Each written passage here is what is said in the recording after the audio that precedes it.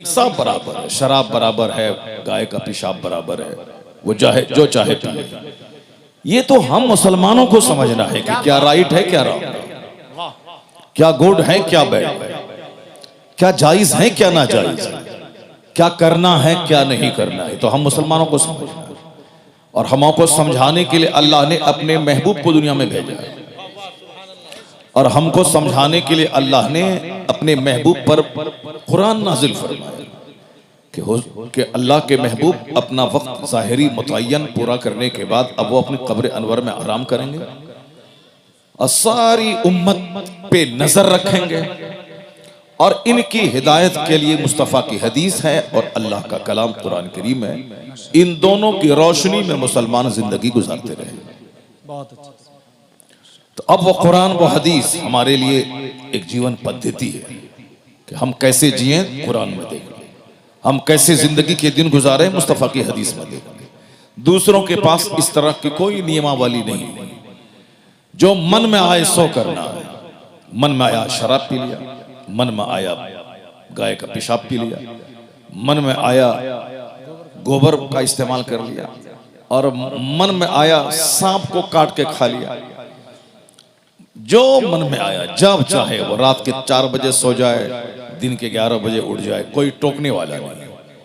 ये तो हर जुमा के दिन मेरा खतीब मेंबर से कहता है कि इन्नल्लाह यअमुरु बिल अदल, अल्लाह तुम्हें हुक्म देता है अदल करने का, अल्लाह तुम्हें हुक्म देता है एहसान करने का, अल्लाह तुम्हें हुक्म देता है अपने रिश्तेदारों को देने का, रिश्तेदारों से लेने का नहीं, निचोड़ने का नहीं, अपने रिश्तेदारों से बाइक नहीं लेने का, कार नहीं लेने का, पैसा नहीं लेने का, क्या बात, बल्कि अल्लाह तुझे दे तो अपनी तरफ से जिस तरह अपनी माँ बाप को देना है उसी तरह अपनी सास को भी देने का, ससुर को भी देने का।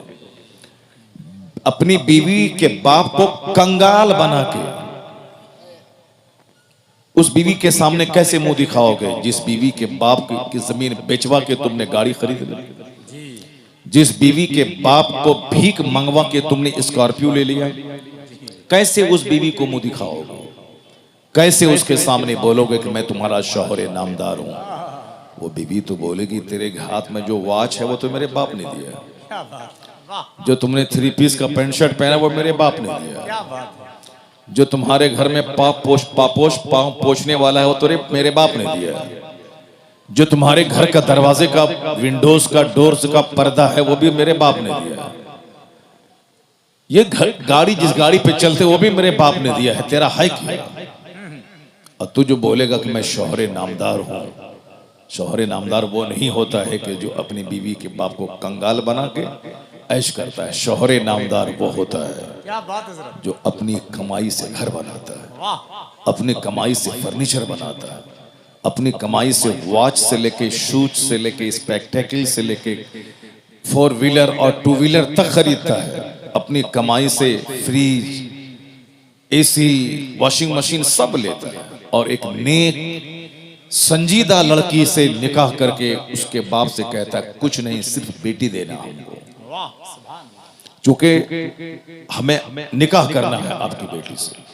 नेक लड़की को अपने घर में लाएगा और कहेगा तुम देखो ये मेरा घर है, रानी बन के तुम रहो, ये फ्रिज मेरा है, ठंडा पानी तुम पियो, ये साहब मेरे घर हैं, मैं तो बाहर मारे मारे फिरूंगा 2 रुपए कमाने के लिए और तुम इसमें क्वीन बन के रहो मेरे घर में। क्या बात, मालूम है जो लड़की अपने शौहर के घर में इस तरह आएगी न कभी तकरार होगी, न कभी लड़ाई होगी, न कभी तलाक होगी, बल्कि अपना दिल शौहर के पांव के नीचे बिछा देगी। वाह, सुभान अल्लाह, ये जीने का एक तरीका है, रिश्तेदार को देने का, लूटने का नहीं, वरना सारी जिंदगी कंगाल रहेगा बंदा। काफिर तो फिनारे जहन्नम, हमेशा के लिए जहन्नम में जलेगा, उसका तो कोई मतलब ही नहीं। क्योंकि हमको जन्नत जाना, चूंकि हमको ये दुनिया का 100 साल तो 1 सेकंड है, खत्म हो जाएगा, हमारे लिए आखिरत है। यही हदीस का सबसे बड़ा उन्वान है, यही कुरान पाक का सबसे बड़ा टॉपिक है कि हमारे लिए आखिरत है। तो अक्लमंद है वो जो आखिरत की बात सोचे। ए लड़का, ए कहां भाग रहा है? बैठो क्या बंदर की तरह करता है यार, छुछंदर की तरह करता है। नात पढ़ता रहा, सुनता रहा, और अभी हदीस पढ़ रहा हूं, भाग रहा। अगर इसको हिंदुस्तान का हिंदू इसको काटेगा तो कसूर किसका है? जी अगर हमारे घरों को ये काफिर उजाड़े तो कैसे तड़पेगा और कैसे अल्लाह की रहमतों को आवाज देगा। जो मस्जिदों को उजाड़ेगा उसकी जिंदगी में सुख कभी नहीं होगा। जी जो मदरसे को उजाड़ेगा अल्लाह ताला उसके घर को उजाड़ देगा। क्या बात। जो दीनी मजलिसों को उजाड़ेगा अल्लाह उसकी जिंदगी से सुख चैन को उजाड़ देगा। कभी गौर करते हो कि सारे लोग बंदर की तरह मारे मारे फिर रहे हैं। अरबों में खेलने वाला भी छुछंदर की तरह मारे मारे फिर रहा है। चेहरा काला है, खुदकुशी है, सुसाइड है, जहर खुरानी है, दिन रात का टेंशन है, 1 दर्जन बीमारी में घिर के तड़प तड़प के मर जाना है। सुकून चैन किसके पास है? मकान, दुकान, गाड़ी, छकड़ा, उसी के पीछे सब पागल है। डॉक्टर, इंजीनियर, मकान बनाए, गाड़ी खरीदें, मजा मौज मस्ती करें। हर घर दुखी है। सीने को फाड़ के देखोगे तो 1000 जख्म मिलेगा। इसलिए कि जिस रास्ते में चल के तुम चैन ढूंढ रहे हो उस रास्ते में अल्लाह ने चैन नहीं रखा है। जिस रास्ते पे चल के तुम सुकून तलाश कर रहे हो अल्लाह ने वहां सुकून नहीं रखा है। वरना मैं अक्सर कहता हूं कि सुशांत सिंह राजपूत जैसा करोड़ों में खेलने वाला फिल्म का एक्टर वो फांसी के फंदे पे लटक गया। अगर फिल्म में नाचने से सुकून मिलता तो फिर वो फांसी के फंदे पे नहीं लटकता। 30 साल की खूबसूरत लड़की एक्ट्रेस फिल्म में नाचने वाली, जिसके पीछे हजारों लड़के दीवाना रहते थे और करोड़ों लोग फिल्म में देख देख के उस पर जान निछावर करने को तैयार रहते थे। वो लड़की की सड़ी हुई लाश घर से निकली।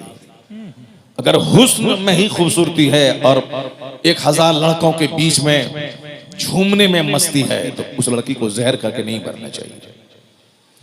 तुम्हें मालूम है कि Charlie Chaplin British film star, जिसका एक मशहूर मकूला है कि I like to walk in the rain nobody can see my tears, मैं बारिश में टहलना चाहता हूं ताकि जी भर के रोऊं और कोई मेरे आंसू को देख नहीं पाए।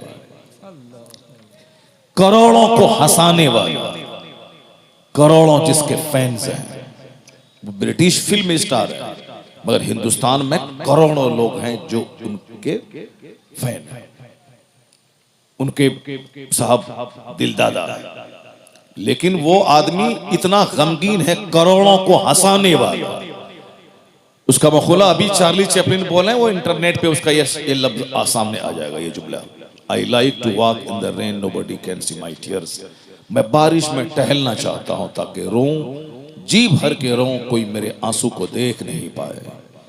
डॉक्टर के पास गया था, वो कहा था मेरे दर्द की दवा दे दो। कहा क्या है? कहा अंदर से मैं दुखी और टूटा हुआ रहता हूं, चैन नहीं है। कहा चार्ली चैपलिन का शो देखा करो, थोड़ी सी चार्मिंग पैदा हो जाएगी, गम हल्का हो जाएगा। तो वो शख्स बोला चार्ली चैपलिन तो मैं ही हूं। डॉक्टर चेहरा देखने लगा उसका, थकता रह गया। कहा मैं, डॉक्टर चूंकि खुद उसका शो देखा करता था और हंसा करता था, गम को हल्का किया करता था। अब वो चौंक गया, जिसको हजारों लोग सुन के देख के गम की दवा करते हैं, वो शख्स अंदर से इतना दुखी है कि अपने दर्द की दवा तलाश करने डॉक्टर के पास आया और कहता है कि मैं जी भर के रोना चाहता हूं। और तुम मोटरसाइकिल खरीद के, मोबाइल चला के और गली कुचे में घूम करके एक तो छोटा सा घर बना के सोचते हो कि हमको सुकून मिल जाएगा। नहीं मिलेगा सुकून। न चार्ली के घर में सुकून है, न लता मंगेशकर के घर में सुकून है। अरबों में खेलने वाली, उसका भी एक जुमला द टाइम्स ऑफ इंडिया में छपा था, जो हिंदुस्तान का सबसे बड़ा अखबार है, द टाइम्स ऑफ इंडिया, अंग्रेजी का। चूंकि तुमको हुल्लड़बाजी करने, गुटखा खाने से फुर्सत कहाँ है कि तुम अंग्रेजी का अखबार पढ़ेगा। तुम तो उर्दू भी ठीक से नहीं